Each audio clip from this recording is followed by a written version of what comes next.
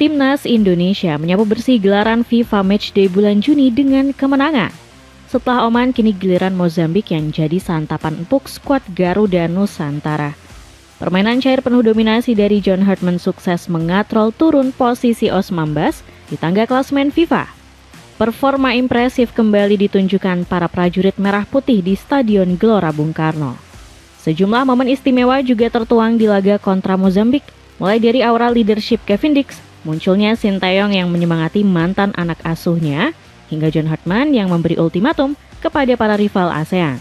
Bagaimanakah momen istimewa yang terjadi di laga kontra Mozambik? Kemenangan berharga Timnas Indonesia melawan Mozambik. Timnas Indonesia kembali melanjutkan tren positif di bawah John Hartman. Menjamu Mozambik di FIFA Matchday bulan Juni, pasukan merah putih tidak goyah sama sekali. Sebelum kalian komplain kenapa kok lawan Mozambik aja bisa bangga, nih Mimin kasih tahu.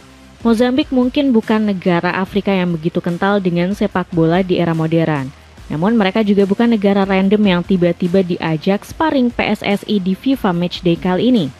Secara kekuatan mereka masih cukup kuat karena menghuni peringkat 101 FIFA. Selain itu Mozambik juga pernah melahirkan salah satu talenta terbaik dunia, yakni Eusebio yang akhirnya menjadi legenda timnas Portugal. Melawan negara seperti ini, John Hartman tidak main-main dalam menjalankan taktiknya. Sang pelatih tetap menggunakan pakem 3-4-3 yang begitu cair saat melawan Oman meski dibarengi dengan beberapa rotasi.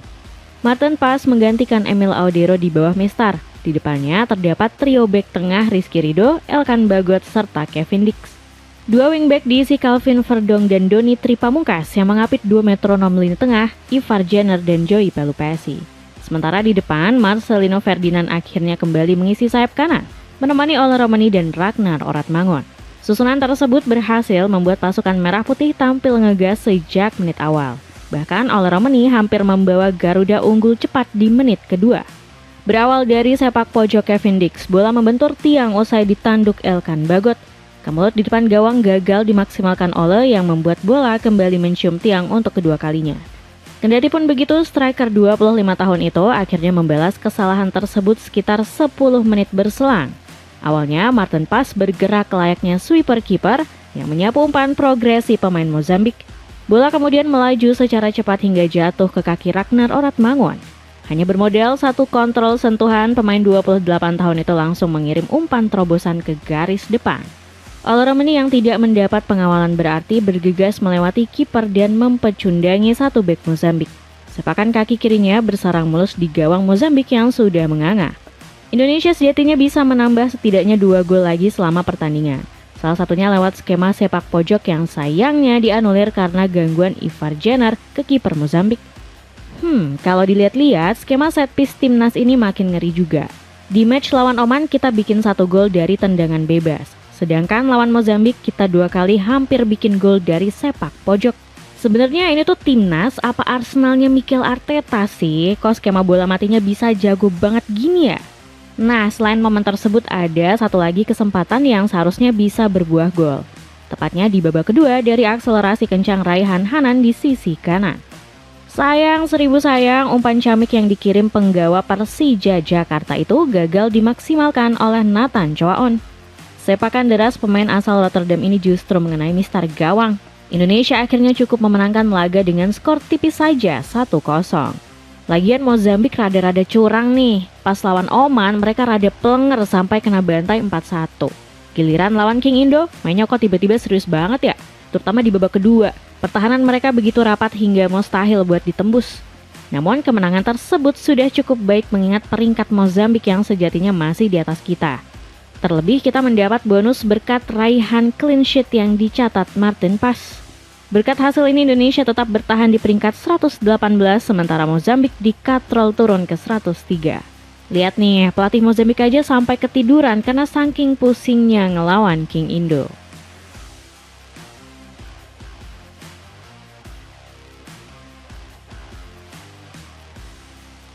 Namun, respect setinggi-tingginya tetap patut dicurahkan kepada Mozambik. Pasalnya, mereka hanya memiliki waktu 1 hari untuk beristirahat sebelum melawan Indonesia. John Hartman sendiri mengaku bangga dengan perjuangan anak asuhnya yang mampu menundukkan Mozambik. Ya, saya pikir meraih 2 kemenangan di kandang ini adalah yang pertama kalinya sejak tahun 2024. Kami berhasil meraih kemenangan beruntun melawan tim-tim dengan peringkat lebih tinggi, kata sang pelatih. Selain kemenangan yang jadi modal berharga, terdapat sejumlah momen syarat emosi dalam laga kali ini. Salah satunya adalah hadirnya ex-pelatih kesayangan kita yakni Sinteyong. Pria Korsel yang kini menjadi pelatih Persija itu terlihat hadir di stadion untuk memantau perkembangan mantan anak asuhnya.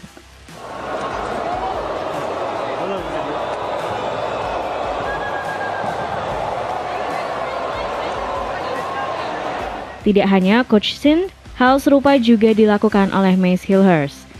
Meski tidak dipanggil dan cuma diajak berlatih bersama di FIFA Matchday kali ini, Hillhurst tidak patah semangat apalagi sampai merajuk. Sebaliknya, back FC20 itu justru memberi support penuh dengan hadir di stadion untuk menyaksikan perjuangan rekan-rekannya.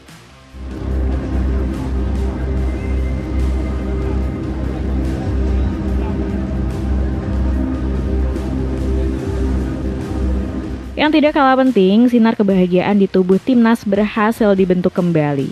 Terlihat senyum sumringah dari para pemain setelah berakhirnya laga ketika melakukan victory lap. Maka dari itu jangan sampai harmoni yang susah payah dibentuk ini dikacaukan oleh oknum yang tidak bertanggung jawab. Seperti halnya yang dialami oleh Beckham Putra yang terlihat cekcok dengan oknum supporter. Udah guys, kan ini lagi main pakai jersey timnas, bukan main di klub masing-masing. Jadi sebisa mungkin rivalitas klub lokal kayak gini harusnya bisa dihindarin setiap kali pemain pakai seragam merah putih. Terlepas dari mana klubnya berasal, selama main buat timnas, suara kita harusnya dipakai buat dukung mereka sama-sama. Emangnya kalian mau kayak timnas Inggris di era 2000-an? Pemainnya pada jago tapi ujungnya nggak dapet apa-apa karena rivalitas klub masing-masing. Beruntungnya pertengkaran etam dan oknum supporter tadi nggak berjalan lama. Sebab ada Kevin Dix yang turun tangan untuk segera mendinginkan situasi.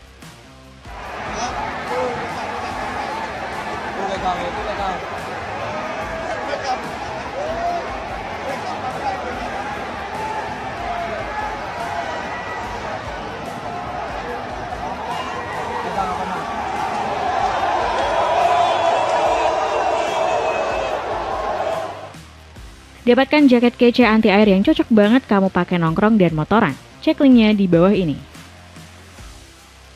Timnas terus berprogres bersama John Hartman.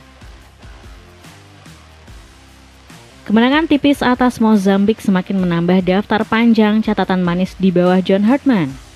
Sejak ditangani pria yang parasnya mirip karakter Hans Landa dari film Inglourious Basterds itu, timnas punya rekor mentereng. Dari total 4 pertandingan, pasukan Merah Putih berhasil mengumpulkan 3 kemenangan serta 3 kali clean sheets. Menariknya Indonesia cuma sekali kebobolan dan itu pun hanya melalui penalti saat melawan Bulgaria. Hal ini menandakan permainan timnas semakin padu baik dalam aspek bertahan maupun menyerang. Salah satu hal yang paling disorot di bawah kepemimpinan Hartman adalah fluiditas permainan dan fleksibilitas posisi pemain. Sang pelatih kerap menciptakan situasi overload alias unggul jumlah untuk mengeksekusi taktik penguasaan bola miliknya. Hartman bisa menumpuk 6 hingga 7 pemain dalam satu area demi membuka ruang untuk dieksploitasi. Taktik ini makin moncer ketika dipadukan dengan umpan-umpan terobosan. Alhasil Indonesia tidak perlu lagi kerepotan menghadapi tim yang bermain menggunakan pertahanan blok rendah. Bahkan Indonesia nyaris tidak pernah menyerang mengandalkan bola panjang ataupun skema lari asal-asalan untuk mencetak gol. Dan inilah identitas baru timnas Indonesia yang coba dibentuk oleh John Hartman. Tim ini dibentuk menggunakan taktik cerdas yang tidak melulu mengandalkan otot, tetapi otak juga bermain. Hal ini terlihat jelas dalam permainan sejumlah pilar utama, seperti Joy Pelupesi dan Ivar Janar. Keduanya bisa saling melengkapi sebagai pemutus ritme permainan lawan, pengatur tempo sekaligus penghubung antar lini. Sementara itu Ragnar Oratmangun yang sebelumnya kita kenal karena kecepatan dan teknik dribblenya, kini juga berevolusi jadi pemain yang punya visi umpan tajam. Hal ini membuatnya mampu bergerak bebas menyisir pinggir lapangan, menusuk ke dalam hingga bertukar posisi dengan para pemain lain. Kendati pun begitu masih ada satu PR yang perlu diatasi oleh John Hartman. Pasalnya dalam 2 laga di FIFA Matchday bulan Juni, terlihat penurunan performa yang cenderung terjadi di babak kedua. Terutama saat menghadapi Mozambik yang sudah banyak menguras fisik pemain sejak menit awal. Indonesia memang masih bisa mempertahankan tekanan dan membuat sejumlah peluang. Hanya saja, finishing masih menjadi kendala yang wajib diselesaikan secepat mungkin. Meskipun menang, banyak sekali momen di mana para pemain menyia-nyiakan kesempatan emas. Hal ini membuat John Hartman merasa sedikit kecewa dengan para pemain meskipun tetap memberi apresiasi penuh.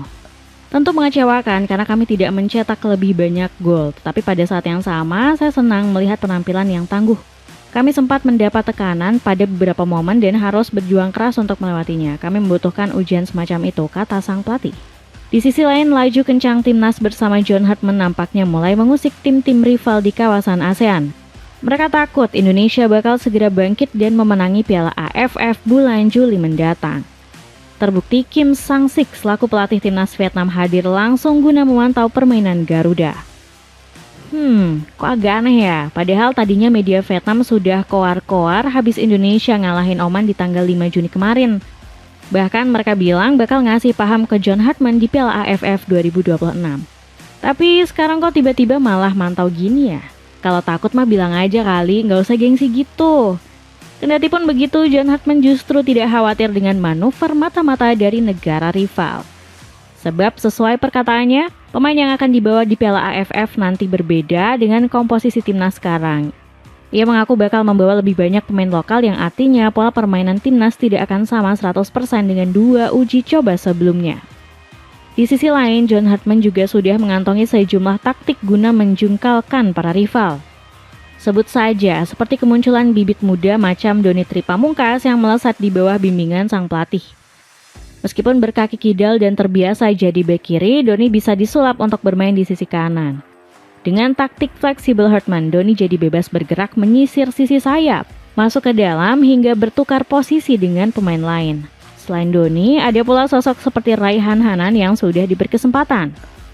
Para pemain harus sesuai dengan profil agar masuk ke dalam gaya bermain. Kami memiliki profil posisional untuk setiap posisi. Ada kompetensi fisik, teknis, dan taktis di sana. Dan Raihan jelas memenuhi beberapa kompetensi teknis dan taktis tersebut, tutur sang pelatih. Celana olahraga bahan nyaman berkualitas yang lagi turun harga, cek link di bawah ini.